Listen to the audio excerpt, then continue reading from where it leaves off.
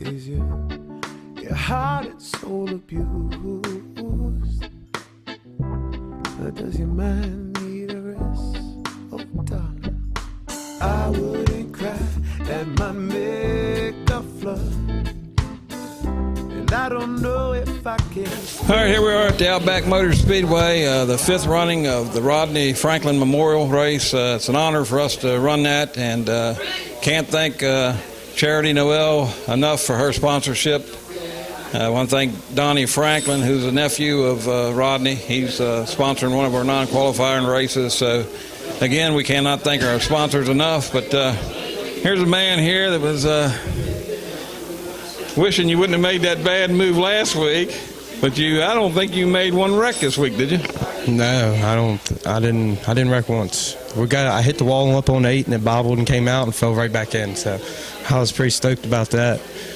And then I know that one car came out and you hit it a pretty good shot, but it didn't knock you out of the lane. So it's pretty hard to run a 200-lap race here and not wreck one time. So you ran a perfect race, so it's no surprise you're sitting here in victory lane. Yeah, I was counting the laps there towards the middle, and I was like, man, I don't think I can make up these laps. And then we got to running, I was like, all right, we're a little bit faster than everybody else on the bottom, so this might plan out to work all right. But we got to thank Shark Works, Rodney Franklin family, Donnie Franklin.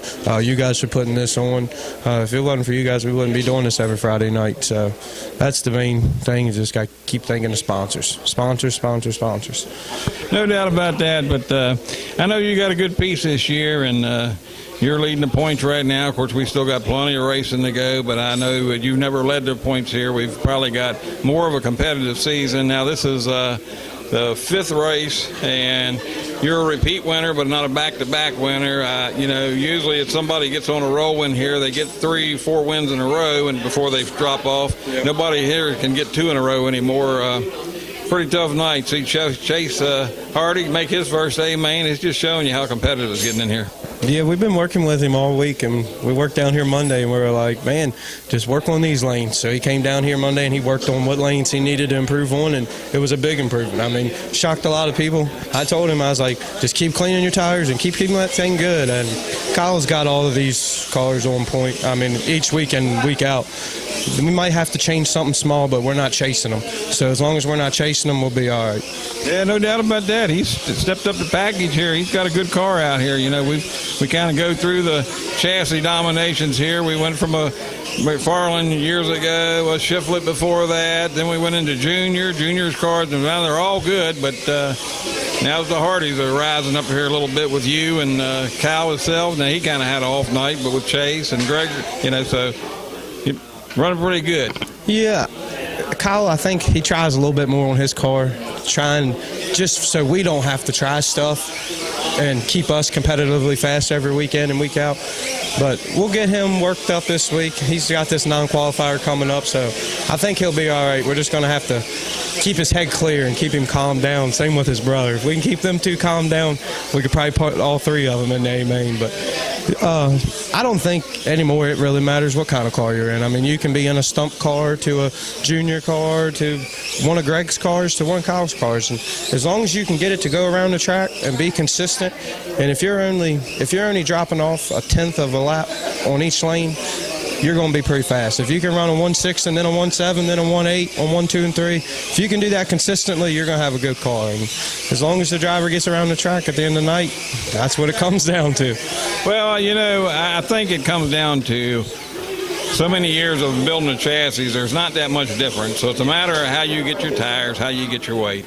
But I think we got to give that old man back there that's doing my tech, because he's got it down now, and what he's checking and making sure everybody's what they're supposed to be, I think has really brought this parity back to where everybody's competitive. Yeah, I definitely think since Johnny's came in, to me, the racing has been way closer. I mean, it used to be a couple years back, I think it was like 8 and 12 lap lead. Now, I mean, you're lucky if you're putting 3 laps on the whole field in a 300-lap race. I mean, you're going to be damn lucky. So,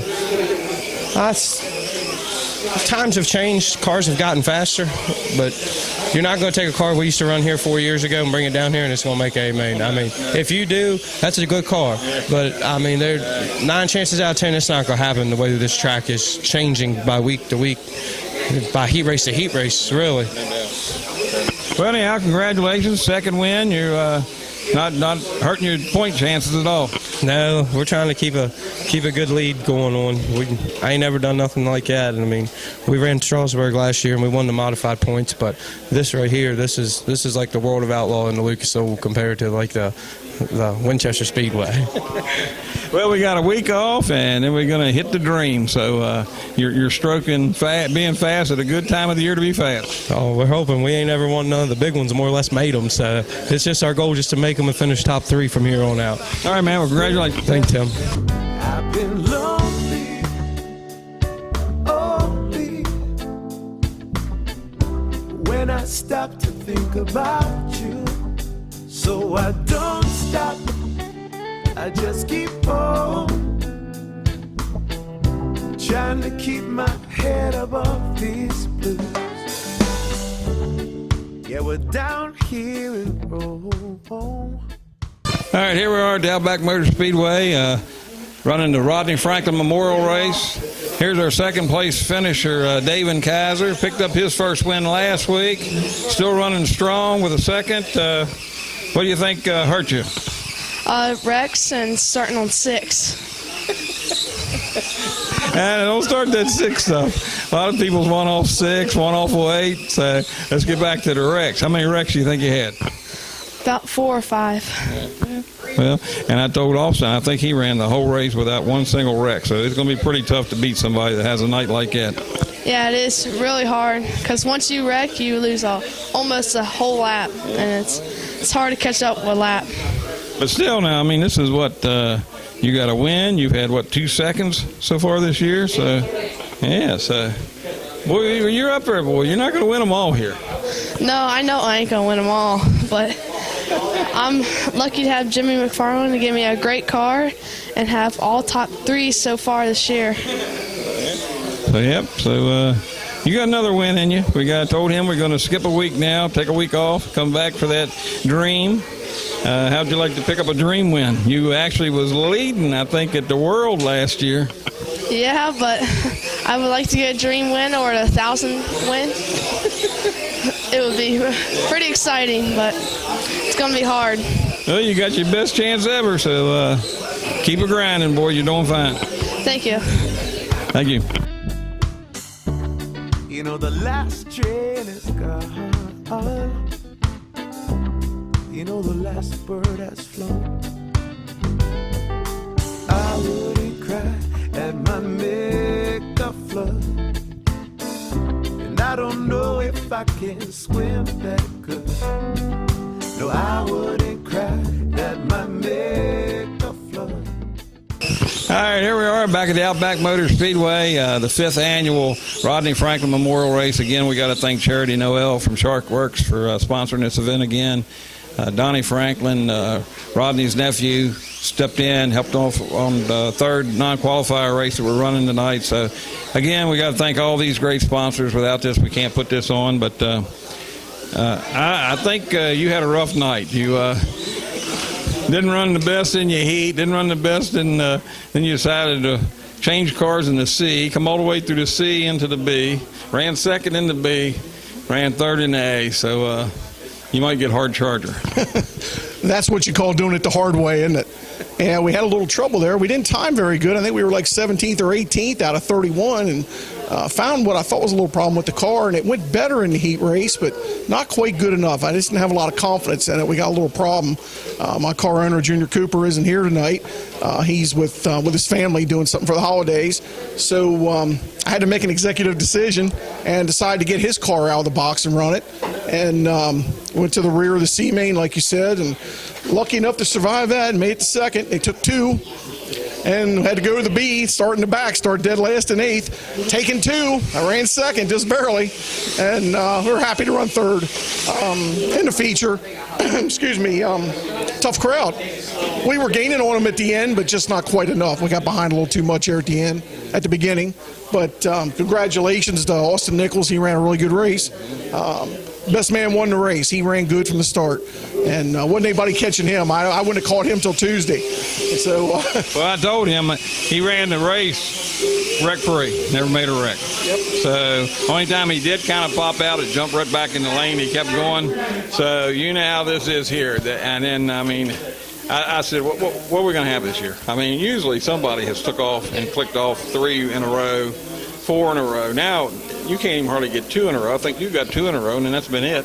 And now, Chase Hardy, surprising everybody, making an A-main. I mean, you know, every week it's just somebody else stepping up. You're lucky to qualify for 2 in a row, let alone win 2 in a row. And it's a real tough deal. But I got to thank Junior Cooper, my owner. He wasn't here tonight, but you know he builds nice race cars, and we just keep digging. You know, it was a good race. We were close. Brent wasn't far behind me in 4th. We were both catching David, but we didn't quite get there. And I think there was probably some guys behind us that weren't too far back. I mean, it's tight. There's no doubt. Yeah, I was telling Austin. I said, you know, we've got probably five different chassis now out there. They're all good. It's a matter of how you get them set up.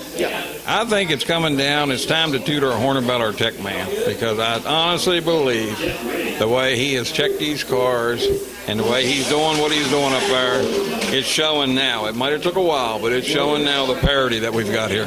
No doubt about it. I've raced dirt cars for a long time, and I've never had my cars teched like they get teched here. And it's everybody's car. I mean, it's the same for everybody, and that's what makes the racing so tight. Everybody's on an equal playing field, and you know, some of these guys have really improved their driving. They've really, you know, I don't know where to go. I think I'm maxed out. I don't know what else I just keep digging, but it's really tough. Well, you know, here, 31 in here tonight. Yep. And to come from the C to the B to stand up here on the podium, you had a good night. Oh, yeah, no complaints at all. I'm tickled to death to be standing here talking to you. I wouldn't have bet a nickel I'd have been up here.